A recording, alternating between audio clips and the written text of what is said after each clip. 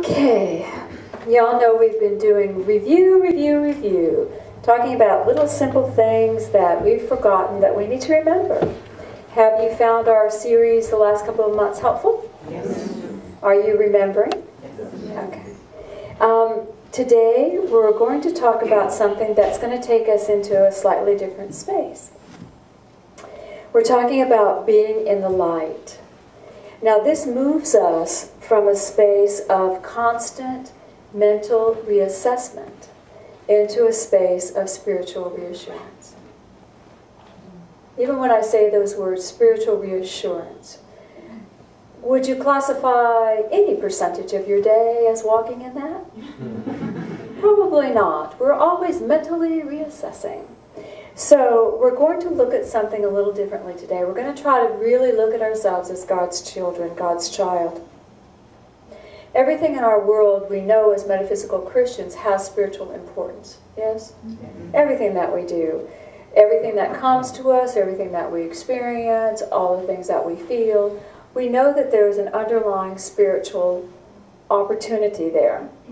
The problem is that when we start to look at it, we go into mental reassessment. What is going on? Why did I do that? What's going on here? What created that? And if there's even the most minuscule bit of good in what occurred, it's immediately dismissed. So that we can then focus on what created it, what do we need to blame, what do we need to do, how do we need to change things. Do you all understand? Yes. Is this familiar? Yes. Okay. We break down the events looking for false blame, set aside the good, looking for how not to do it again. And this is what the mind does. The mind is programmed to help you survive. Yes? And so if you break it down, you can now categorize it. Now you have information that will help you not do it again. Ideally, that's what we're attempting to do, but we know that when we break it down and hold it in files, we magnetize it to us again. Yes? Okay. It's programming to survive. So, everything analyzed, we look for the negative first, which keeps us in a fear-based world. Do you understand that? When we are looking at what didn't work first and making that a priority, we are living in a fear-based posturing rather than looking at the good and living in a hopeful posturing. Okay? Can you feel all your mental minds clicking? Okay. All right. When we begin to know we are spirit, this brings us the need for glasses.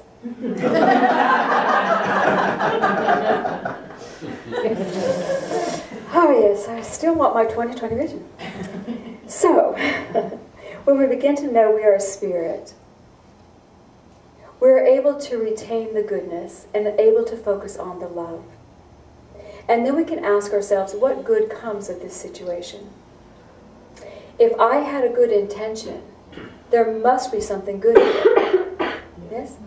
And then we can move into a space where we can live in that space of light where we are programmed to recognize goodness. And it's a jump to go from there to there, isn't it? It's a jump to start looking for the good. But when you realize you are good, do you know you're good? Do you want good for other people? How many really want bad for everybody? Hands up. Not anything. How many want bad for yourself? You just really want bad stuff to happen? No, we really do seek good, don't we? Then how hard is it for us to really say we are good? If I have good intentions and I want good for you and I want good for you, really I am a good person, am I not? Yet it's very difficult for us to own that, isn't it? Well, let's own it for a moment. Are you good? Yes. Okay. All right. They asked me to remind you about your children. Most of us have cared for either our children or another person's child at one point or another. And they wanted me to ask you, when you have children in your care, it doesn't matter how old they are, do you make them work for their lunch? Certainly. Do you make them earn the right to have clothing on their backs? Occasionally. No. But think about it. These are your children. We don't look at them and say, have you pulled your weight today? Here's your grain of rice. You know, we look to them and we say, come here, baby. Get your clothes on. These are the clean clothes I just washed for you. Here's your breakfast. Eat your breakfast. Are we not always programming to care for our children? And we do it because we love our children. And think about the gifting times. When it's time to gift your children, it's Christmas, birthdays, or just a special day, maybe Valentine's Day. What do? What do we say to our kids? What do you want? We say, what do you want? Hey, baby, what do you want? What do you want for Christmas? What do you want for your birthday? Because why? We want to give them what they want. And we're saying to them, what do you want your next experience to be? What new game do you want to learn to play? What new doll do you want to play with? What new bike do you want to ride? What do you want your next experience to be? And then aren't we just tickled to give it to them? Mm-hmm. We're tickled. Here, have your next experience. If we do that in love for our children, how much more will God do that for us? How much more? But we forget God does the same thing to us. When it's time for us to receive, when it's time for us to grow, God says to us, what do you want?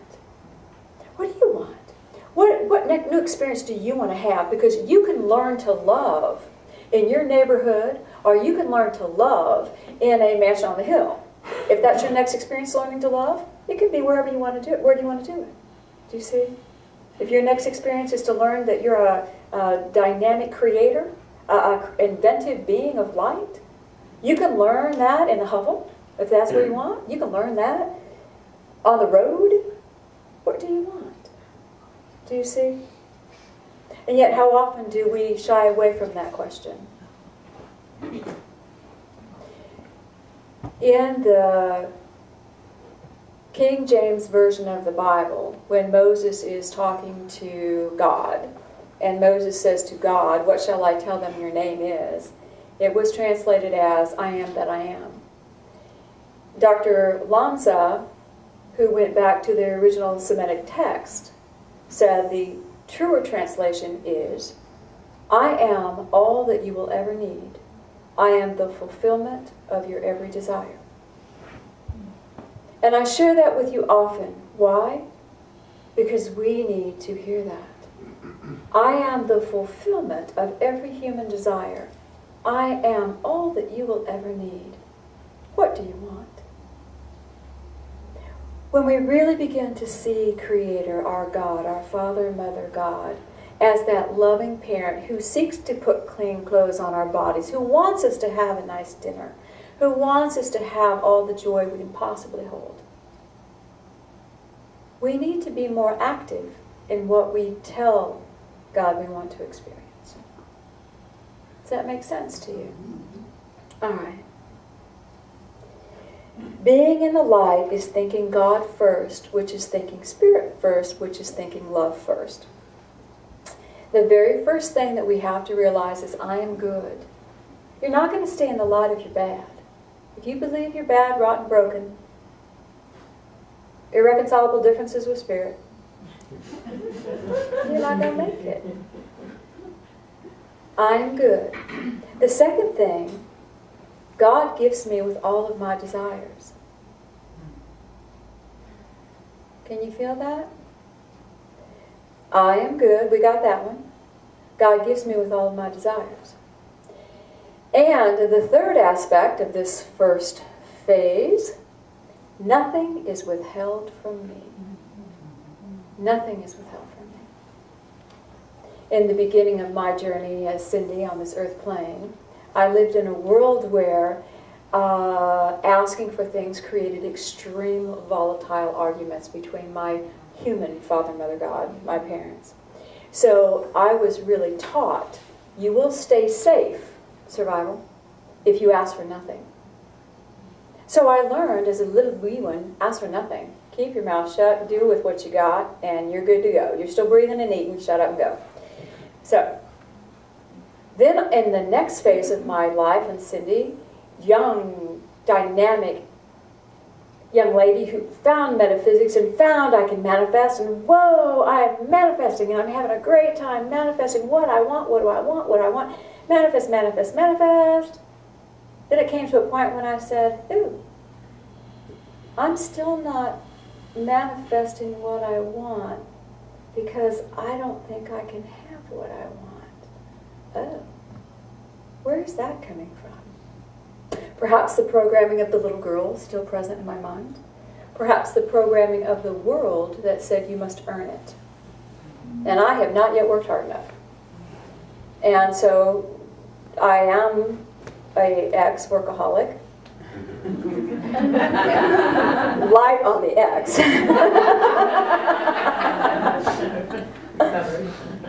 No recovery. But do you see? I knew I could have what I wanted, but I was not yet able to ask. I wasn't yet able to allow myself to dream that big, to see myself capable, to see the bigger dreams. And then we move into that beautiful phase of remembering.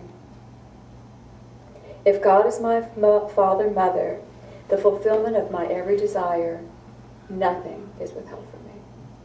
And that began to be my affirmation several years ago. Not that long ago. Nothing is withheld from me. If I desire it and it's good, nothing is withheld from me. It may be a while to get me there because I don't have it now because I have not believed I could have it. So I need to begin my journey to receiving. But as I start my journey knowing I'm walking toward my dream and I know nothing is going to be withheld from me, I am in motion to manifest. Do you see? Nothing is withheld from me. How do you feel when I say that to you? Nothing is withheld from you. Good? We have some goods, we have some trepidation and fear. Thank you. So, say this with me then. No dream is withheld. No dream is withheld. I live in the flow of God's love. I live in the flow of God's love. Nothing is withheld from me. Nothing is withheld from me. Put me on the journey to my dreams. Put me on the journey to my dreams. Now, how does that feel? Good. Put me on the journey to my dreams. Okay. All right. Fulfilling your dreams allows you to experience your goodness. Y'all know that? Fulfilling your dreams allows you to experience your goodness.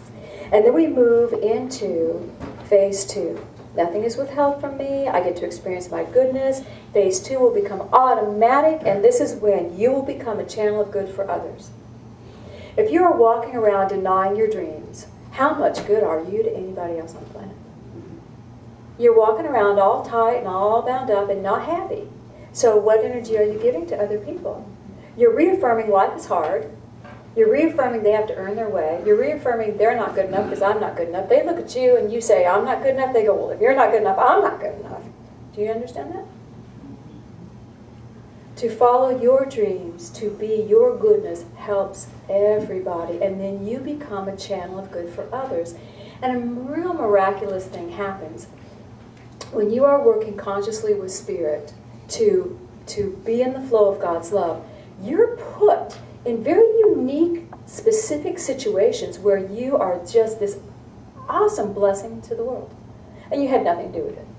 You show up at the right place at the right time and do the right thing, and everybody goes, oh my God, this is bad, you're from heaven, Mother from heaven, you're an angel. And you go, really? I was just living my life. I was just living my life. But because my life is now living at a vibration of manifesting God's love through me, my goodness, I automatically am a channel. How wonderful does that sound? Does that sound effortless? All right. You will take no thought. You will just be used as a channel wherever you go. And in this stage, you don't have to wait for specific guidance. You know, oh, should I turn right or left, God? Oh, what do I do today?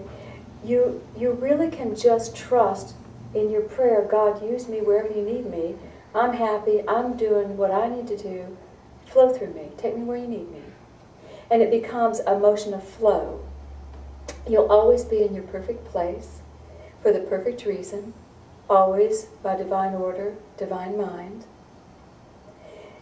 And in this state is when you will truly learn to trust God. Do you understand? They showed me this vision of, they just showed me this little girl who had been given the gift, the toy, the little trinket that she had asked of her parents. And there was such love in being seen, in being recognized, in being validated, in being supplied by her mom and dad. Such love. Then when her mom and dad said to her, okay, baby, we're going to move. You need to pack your things and we're going. She looked at them with complete trust.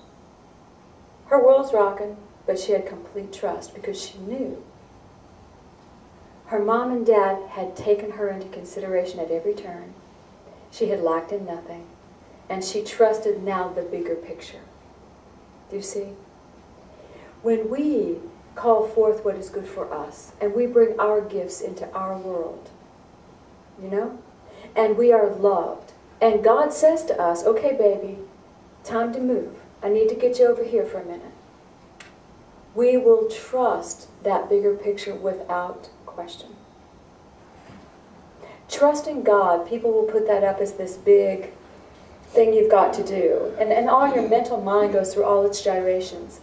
This is how to get there. By being, manifesting, and living your goodness. Do you see the picture? Can you see yourself as that little child? Little toy in hand, all your little dreams right in your possession? And God says, okay, baby, time to move. You go, okay, God. Okay, Dad. Okay, Mom. I'm ready. Wherever you need me to be, because I know if I need another game, toy, or trinket, you're going to give it to me. My needs are going to be met. I'm not worried about it, because I'm in the bigger picture. Feel it? Do you want to be in it? Yes. Okay. All right. All right. That's God's will. That's working in God's will. That's a big one. When we know God loves us, we follow the light with joy. When we know God loves us, we follow the light with joy. We are loved, and we're a part now of the bigger picture, even though we can't see it. Phase 1 is very important, knowing that you are loved. Phase 2, being a channel to the world, is next. And then we grow into phase 3. Your desires disappear into a complete support of spirit. So I wanted to share with you a meditation I had in November. Let me preface it. We at Inner Quest talk about Father, Mother, God. You probably, if you have a traditional background, ignore it. Well, that's just what they say.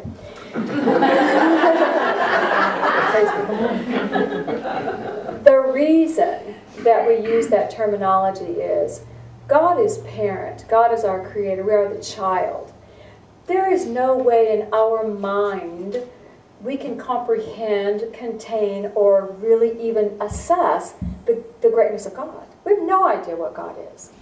All we can know, as on this human level at this point in my level of consciousness, all I can know is that God is Father and God is Mother, my parents, Mother, Father. And when God, my Father, comes in my meditations, there is an inspiration, there is a directive, there is action.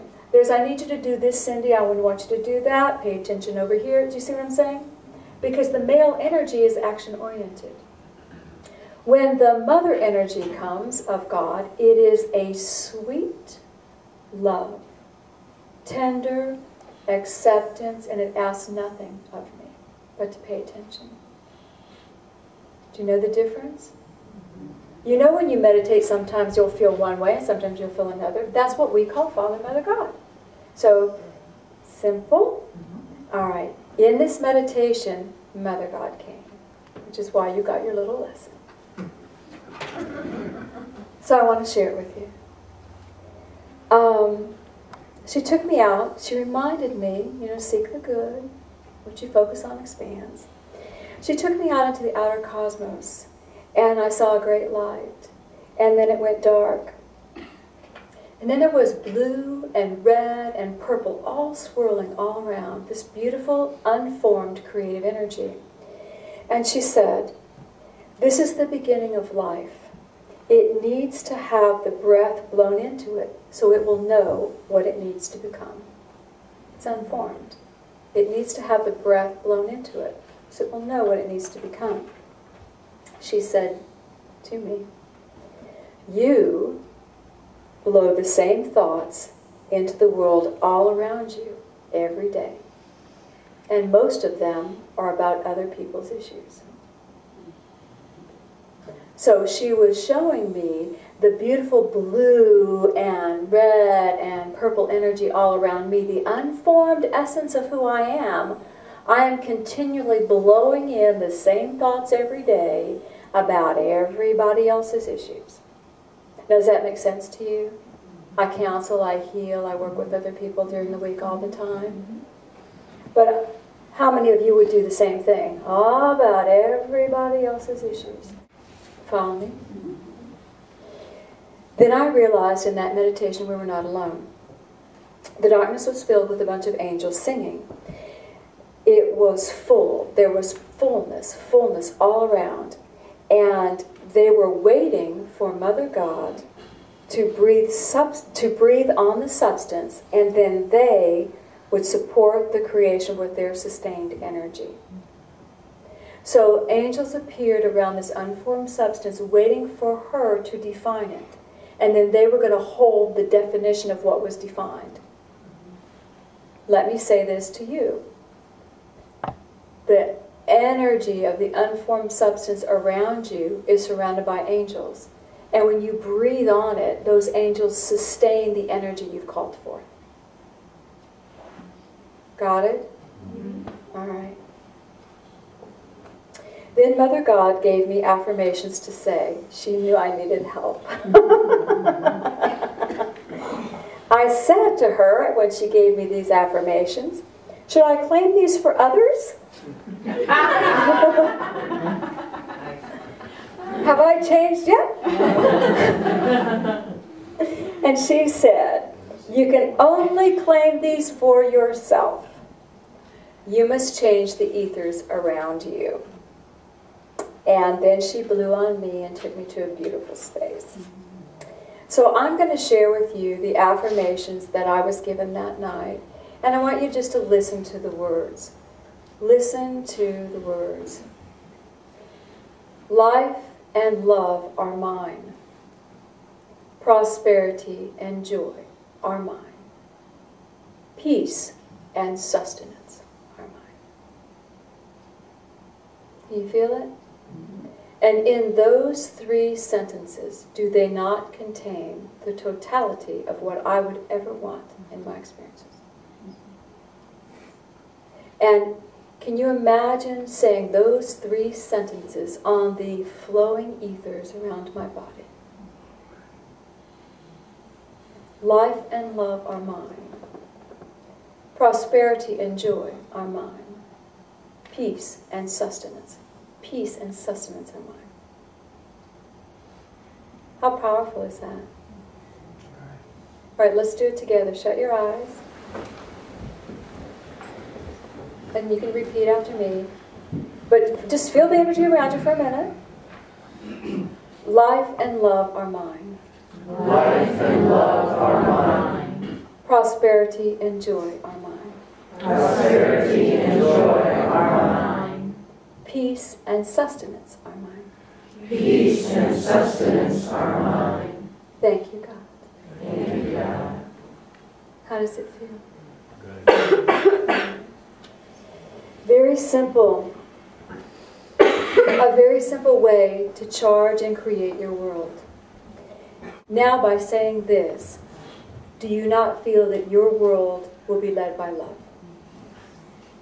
By saying this, is there any room for fear? This is a space that connects you with that beautiful presence of God. So there is no fear, no doubt, no apprehension. All is mine, and nothing is withheld. How's that feel? Do you now feel spiritual reassurance? Can you feel it? Spiritual reassurance. That is living and being in the light. Walking in love and knowing that you are spiritually reassured. So let's go within. Take a breath. God, we open our hearts. As Father, as Mother, as Creator, it doesn't matter. We belong to you. We are the perfect idea, the perfect child of yours, the perfect being. And we breathe in that beautiful light of your sustaining love. And ask that your love just surround each one of us now. And I would invite you just to visualize a column of light over you. And just feel that where you sit right now in this physical world, where you sit, there is a beautiful active energy of God's love surrounding you. Take a moment and ask to see your own energy field. All your thoughts. You might see colors roaming around, shapes. Just imagine with your inner eye you can see your energy field. And now see the energy of God's love that seeks to permeate it, that holds you, that awaits your every desire. See the beautiful gold and white light all around your field, just holding you like a baby, awaiting any opportunity to sustain you, to help you, to guide you. Can you see that field? And now focus on your heart and see the beautiful, pure light in your heart that matches that field of God love.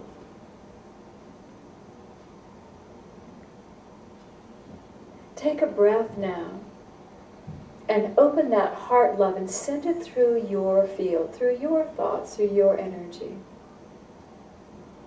Nothing is withheld from me. I am always connected with the supply of God. And feel that heart energy going out to meet the God energy. Can you feel it?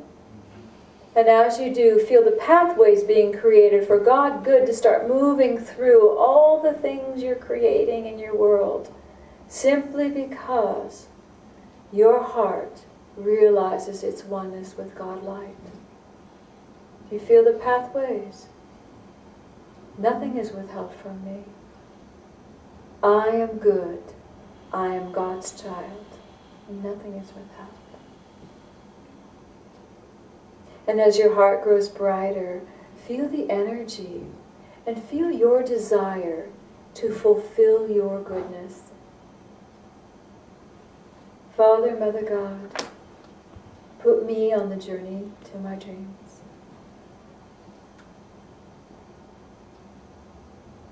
And as you say those words in your mind and your heart, feel your heart becoming soft. Put me on the journey to my dreams. And it feels gentle, and it feels peaceful, and it feels easy. And just look at the energy around you, all the energy that's bubbling up around you. Feel the love of God still seeking to permeate into every activity in your world. And in your heart, repeat after me. You don't have to say it out loud. Life and love are mine. Prosperity and joy are mine.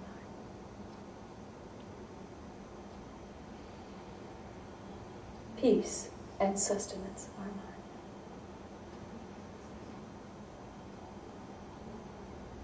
And as you say that, you should feel that heart center growing strong and bright, claiming the goodness I am, claiming that beautiful spirit you are, that child.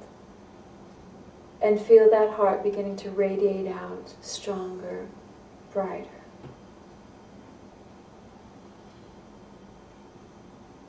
And just let it flow for a moment.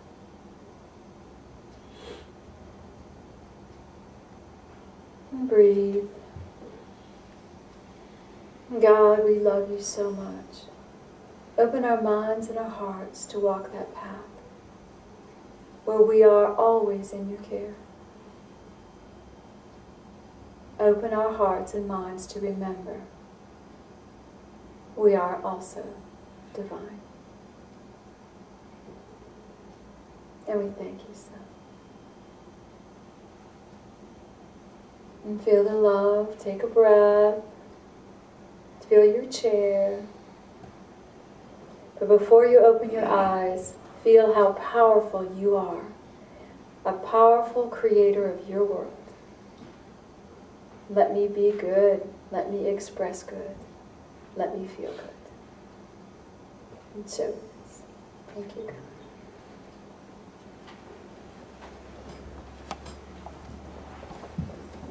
All right. Do you feel expanded? Good. Your homework, should you choose to accept it, be the goodness you are. Can you try? Yes. Yeah, God. Yeah.